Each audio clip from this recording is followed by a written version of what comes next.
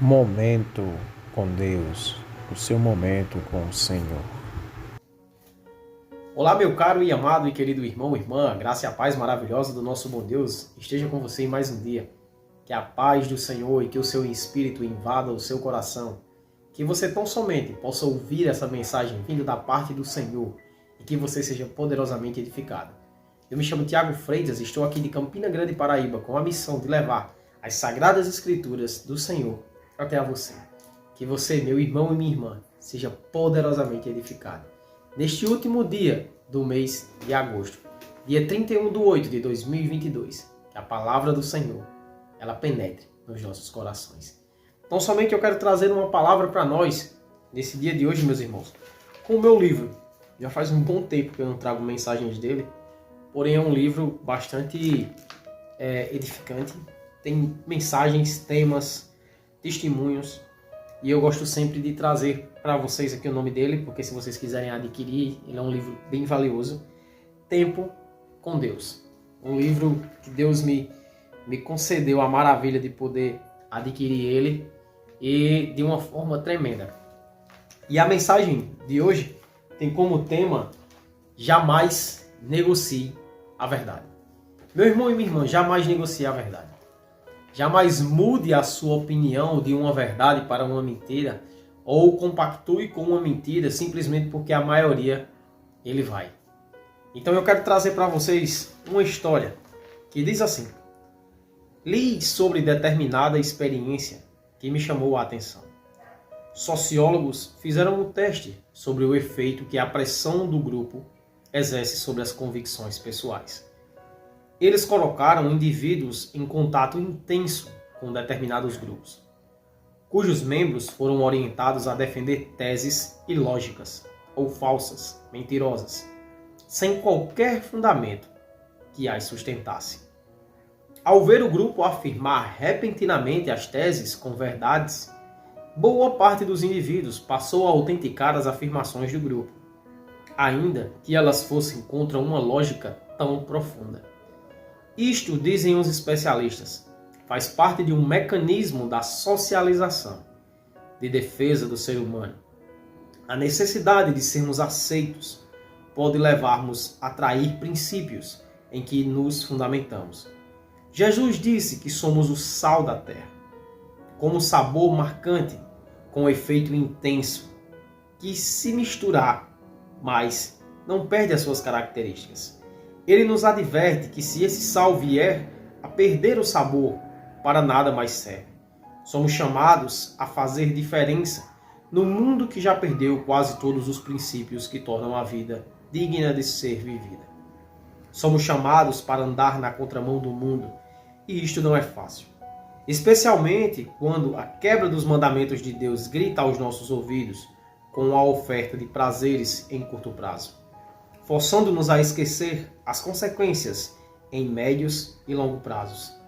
Que Deus nos dê a sabedoria e a força necessária para sermos sal com sabor marcante no mundo em que vivemos. E meus irmãos, eu quero completar esse testemunho com uma mensagem que diz na palavra do Senhor. Em Provérbios 23, que diz assim: compra a verdade e não a vendas. Compra a sabedoria, a instrução e o entendimento. Meus irmãos, não sei se vocês sabem da história da crucificação de Jesus. Talvez por pessoas contarem, talvez por uma leitura rasa que vocês fizeram. Mas Jesus, ele vinha já há um certo tempo fazendo curas, milagres, sinais, prodígios, anunciando a volta do Messias, sendo o próprio Messias diante do povo, e o povo vendo tudo aquilo. E a palavra do Senhor diz que as multidões, elas se aglomeravam, estavam junto com Cristo. Diz que eles ficavam atônitos, perplexos, eles admiravam os milagres que Jesus fazia. Jesus multiplicou pães, Jesus transformou água em vinho, Jesus curou cegos, aleijados, leprosos, expulsou demônios. E nenhum sequer desses milagres que Jesus fez, meus irmãos e minhas irmãs, dos quais eu relatei, ele fez sem ter ninguém para ver. Para simplesmente dizer, eu curei o cego e saiu. As pessoas dizem, não. Ele curou o cego na presença de várias pessoas. Uma mulher do fluxo de sangue, quando Jesus ele vinha passando, a mulher foi lá e tocou nele. Ele sentiu o poder saindo dele. E ele disse, alguém tocou em mim com poder. E aquela mulher foi curada na frente de todos. Jesus curou a Lázaro, que já fazia 5 dias que estava morto, na frente de uma multidão de fariseus, de saduceus. Então todos, e praticamente quase todos os milagres que Jesus ele fez à vista de muitas pessoas. E aquelas pessoas tinham uma convicção da verdade, tinham a convicção daquilo que Jesus pregava. Porém, quando Jesus ele foi preso, quando os fariseus e os saduceus intentaram a morte de Cristo, levaram ele perante o rei Pilatos. E ali, meus irmãos e irmãs, eles induziram o povo. Na hora que Pilatos disse, vocês querem que eu solte Barrabás ou a Jesus? Os fariseus e saduceus gritaram, liberta Barrabás, liberta Barrabás. E o povo foi induzido, influenciado, assim como essa tese que essa história ela conta, de pessoas que se infiltram na sociedade e começam a defender teses que não são as teses verdadeiras e pessoas acabam sendo induzidas. Meus irmãos, eu sou da década de 80, finalzinho da década de 80, eu sou de 89. E é uma época em que estava começando esse movimento do homossexualismo. Eu tenho um irmão que é homossexual e eu amo muito meu irmão. Oro por ele para que Deus o abençoe, para que Deus abençoe a sua vida. E nós temos que respeitar, nós temos que amar. A palavra de Deus diz que nós temos que amar uns aos outros. Eu amo meu irmão. Eu amo toda e qualquer pessoa, independentemente de quem seja, do que faz, da opção que tem da sua vida. Porém, do mesmo jeito que as pessoas têm o direito de pensar as coisas da sua vida e agir da forma com que eles querem, nós também temos o direito de acharmos que isto não é uma coisa certa. Você pode viver a sua vida. Você pode viver a sua vida da forma com que você quiser. Porém, eu tenho um compromisso com a verdade. Eu tenho um compromisso de te dizer que a palavra do Senhor ela nos diz que isto fere um princípio do Senhor. Porque Deus ele criou o homem e a mulher. E ele disse que os dois deveriam se unir e se tornar uma só carne. Para que o mundo fosse povoado. Para que pudessem existir mais outras pessoas. 2 homens não vão conseguir fazer com que se tornem uma família. 2 mulheres não vão conseguir isto. Então nós devemos sim amar, respeitar, porém também devemos dizer que isto não é a vontade de Deus. A vontade de Deus é que um homem seja para uma mulher e que uma mulher seja para um homem. E eu não posso negociar a minha fé. A palavra do Senhor, em Provérbios 23 diz, compra a verdade e não a venda. Ou seja, pega a verdade que o Senhor falou. Não minta, não negocie. Não é simplesmente porque a sociedade ela fica te cutucando, dizendo, ei, você tem que aceitar. Não, eu tenho que respeitar. Eu tenho que amar. Eu não posso perseguir. Eu não posso querer a morte, como muitos extremistas fazem isso. Perseguem, querem a morte. Eu preciso abraçar. Eu preciso anunciar. Eu preciso mostrar que a palavra do Senhor, que a sua mensagem, ele diz que isto é errado. Porque Deus ele ama o pecador, mas ele odeia o pecado. Mas o pecador que aceita o pecado, ele acaba se tornando o quê? Inimigo de Deus. Então eu tenho que comprar a verdade e não vender. Eu tenho que comprar a sabedoria e a instrução e o entendimento. E eu não posso perder isso. Simplesmente porque a sociedade me diz, você é machista. Você não aceita. Não, meu irmão. Nós sabemos muito bem isso.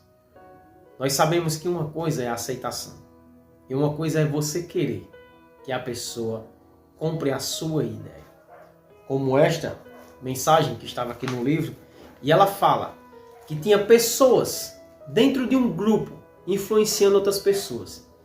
E de tanto bater na tecla, de tanto bater nessa situação, as pessoas acabavam comprando as suas ideias. Mesmo que fossem coisas irracionais, coisas que não tinham lógica. Então, meu irmão e minha irmã, eu estou aqui para te dizer, não negocie as verdades de Cristo. Não negocie as verdades de Deus. Não negocie aquilo que Deus ele colocou desde a fundação do mundo. Não negocie os princípios, as verdades, os mandamentos do Senhor. Ame, porque o Senhor disse que nós devemos amar o nosso próximo como a nós mesmos. Respeite as opções das pessoas. Porém, não seja uma pessoa que aceita. Você tem compromisso com a verdade. Então viva a verdade.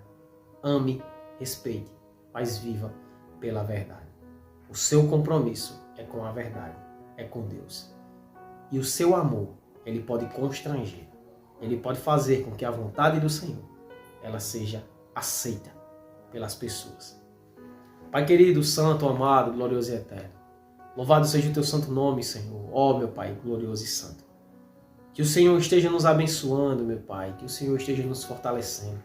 Que o Senhor esteja nos livrando da armadura, meu Deus, deste mundo, meu Deus. Das correntes, meu Deus, que nos enlaçam, que nos tentam, meu Deus, nos derrubar. Somos gratos a Ti por tudo que o Senhor tem feito por nós. Pedimos ao Senhor, toma-nos de conta, meu Deus, porque sabemos que os dias são maus. E a Tua palavra diz que tem dias que são piores. Cada dia mais. Nós vivemos nesse mundo e vemos o inimigo, ele tomando forma, tomando poder e crescendo, meu Deus, na mentalidade dos jovens, dos adultos, dos velhos.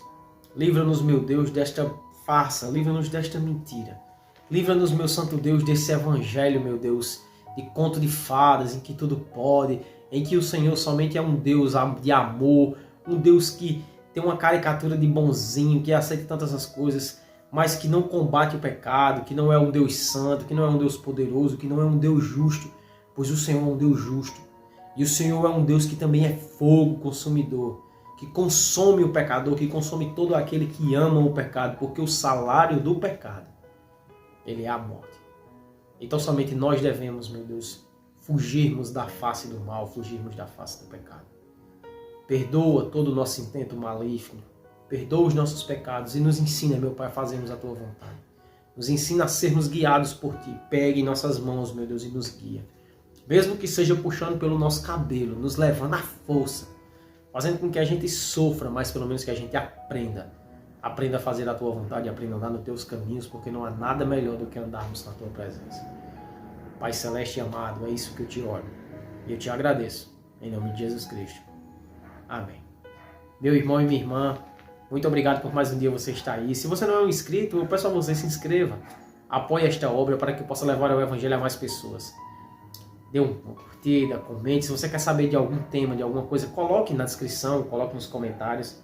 Assim, quando o Senhor falar comigo, eu estarei trazendo essa palavra, orientado nas Sagradas Escrituras, sendo orientado pelo poder do Senhor. Não é minha opinião, não é aquilo que eu penso, não é aquilo que eu acho. Você jamais vai ouvir aqui eu dizendo, é o que eu penso, é o que eu acho. Não, é o que Deus ele fala, é o que as Sagradas Escrituras do Senhor ele fala. E nós temos compromisso com a verdade. Assim como o Senhor deu a ordem aos seus discípulos, que ela serve para nós, de irmos por todo este mundo e levarmos o Evangelho a toda criatura. Eu estou fazendo a minha parte, faça a sua. Que Deus ele te abençoe e te dê coragem para você levar essa mensagem para as pessoas. Quantas pessoas necessitam de uma palavra dessa, de libertação e de cura? Que o Senhor abençoe o seu dia, da sua família e tudo que você fizer, meu irmão, entregue nas mãos do Senhor. Fiquem todos com Deus. Em nome de Jesus Cristo. Amém. Esse foi mais um momento com Deus, estando na presença do Senhor e glorificando o seu nome. Fiquem todos com Deus, em nome de Jesus Cristo. Amém.